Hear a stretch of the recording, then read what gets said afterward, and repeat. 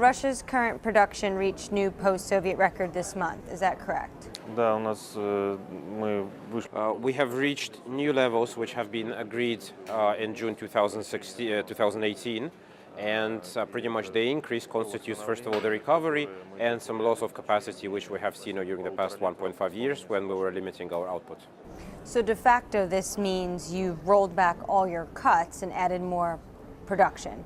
Are your partners okay with this? Мы посмотрим, как будет сейчас в целом ситуация. First of all, let's see how September ends, because the month is still not over and we can only judge after the month is completed. If we're looking at August numbers, we have recovered about 247,000 barrels out of 300,000 we've cut, and that means that we were still within the October cut level. And if we take the 3-month average since the June decision, we have always been within the October levels. Но еще раз хочу повторить, это соответствует всем.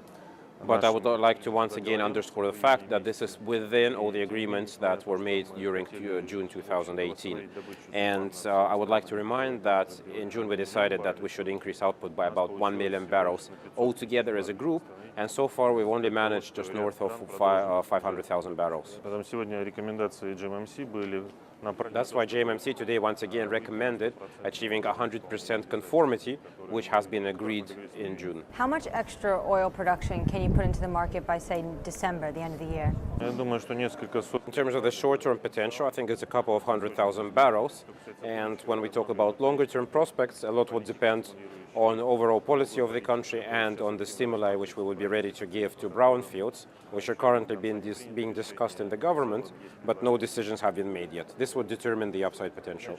As you know, we have quite a complex tax system and quite an aging reserve base. So the government currently is reviewing a number of proposals which have been made by our ministry, which would, if accepted, mean stimulating measures for some hard-to-recover reserve groups for West Siberian fields, and if accepted, then we would be reviewing our forecasts and plans. Which Russian company will pick up the extra output?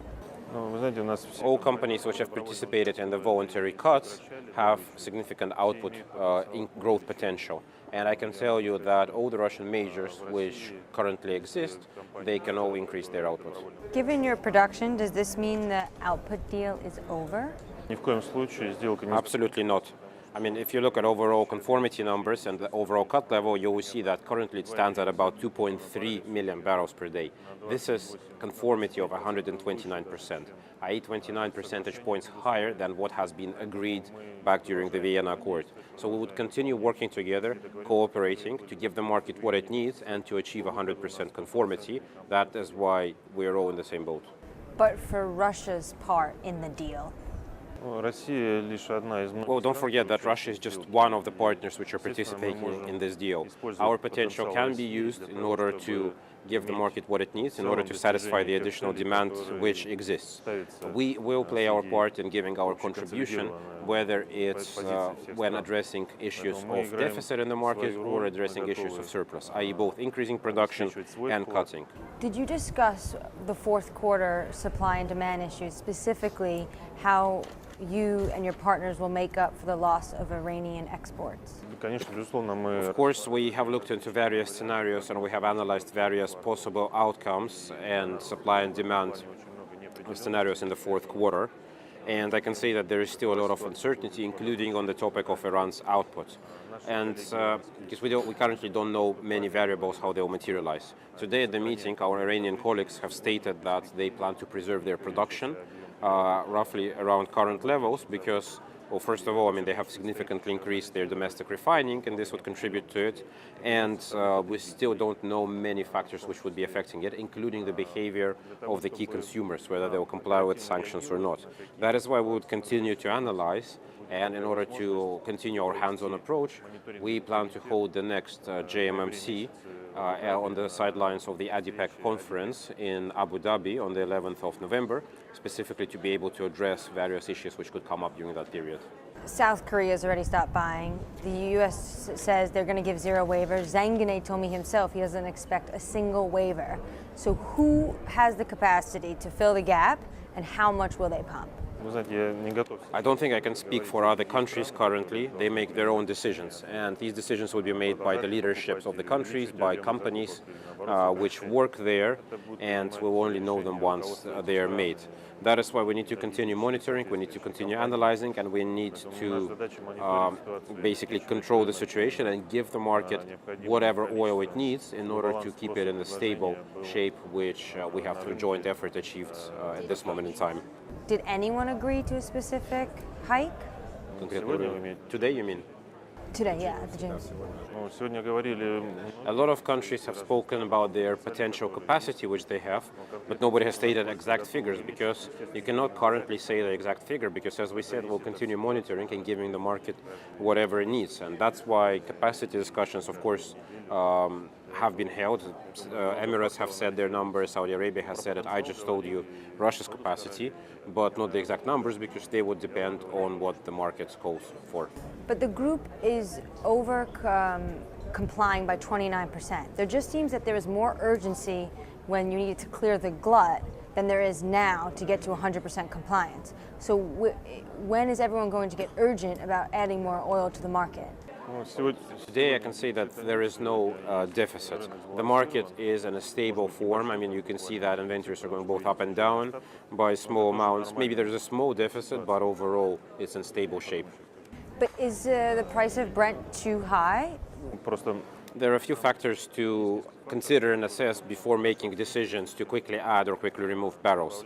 So on one hand, we can see deficit forming up on the market if Venezuela's decline continues, if sanctions against Iran do have a significant impact on output.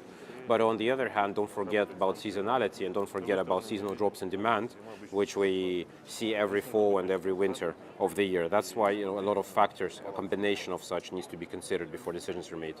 We are seeing the price rise, though. Brent is just under $80 a barrel. President Trump was tweeting before this meeting that prices are too high. The U.S. is one of the biggest consumers. Is he right? Are prices too high? ну, вы знаете, The price should be acceptable and logical to both consumers and producers. I mean, not just to one of the two parties. If the price is too high, then consumers would start dropping oil as a source of their energy, and that would be negative. That would have a negative impact on producers. The price today includes a lot of geopolitical factors. It includes a lot of uncertainty, including related to Iran, because the market just does not know what to expect, and the United States is partially responsible for this lack of clarity and lack of visibility in the market. Did you get any visibility on Iran when Rick Perry visited you? Well, I can say that we have established a good working relationship with my colleague, Secretary Rick Perry, and we have decided to meet on a regular basis. I mean, I think we'll actually next be meeting in Davos, in Switzerland next year, and we have discussed a lot of topics important to both sides. But at the same time, we have not specifically discussed the topic of Iran or Iranian sanctions. Did you talk about the price of oil being too high since his boss constantly tweets about it? нет, мы цену тоже нет. No, we have not discussed the price. We have discussed mainly the need for boosting our cooperation in the future, possibly, to discuss and consult on the market shape because both Russia and the United States are energy superpowers, and we need to be aware of the views of each other in regard to the market. Просто министр энергетики не являются теми, кто определяет цены на рынке. And I would like to remind that ministers are not the parties which determine the oil price. The market determines the price and a lot of factors affect it. That is why, once again, it's not a question to us, what the price should be. We do not set at the level. Задает эту планку. As you said, the U.S. is a oil superpower. You're not part of OPEC, but you're going to be part of this OPEC Plus. Do you think the U.S. should be part of OPEC Plus since they are one of the top 3 producers? Khaled Al-Faleh said today they are the biggest producer. Ну, у каждого своя политика в этой части. Each country determines and follows its own policies in regards to cooperation with others and how to tackle the market. And the same applies to basically being part of some groups or associations in the energy sector. The United States currently is a net importer of oil, so it's not an exporter, net exporter, while most of the countries which are part of the OPEC Plus group, they actually export oil, they're net exporters. But of course, the doors are open to any consuming nation because I think a healthy dialogue is always good for the market. On the cooperation front, there's this draft for the long-term cooperation of OPEC and friends. What are the details in it? Is there going to be a headquarters? what's the kind of framework it'll go by? На самом деле еще не решено, будет ли какая-то отдельная группа людей. I think it's too early to talk about this. We will still be discussing with our partners, what shape it should take, because you know that any such action means more bureaucracy. It means funding for these procedures, and you can see that today everything is working well without a permanent structure or permanent secretariat. We have drafted a document, a charter for this, which is currently being reviewed by all the member states and all the participating countries. And I hope to be able to give more detail once everybody reviews it and submits their comments in November, December. Basically, the key principle here would be, once again, further cooperation in terms of assessing the state of the market, in terms of analyzing, predicting, and forecasting various metrics, but of course taking action if the market calls for it. So what happens January 1st, 2019? Тоже было случится Well, то, что и 1 just января like года. every year, Будет New Новый Year. год. No, but OPEC Plus lives. С точки зрения December will ноябрь, show, декабрь покажет, but что I'm у нас confident всё that будет everything хорошо, would be good сотрудничество and продолжится. cooperation would continue.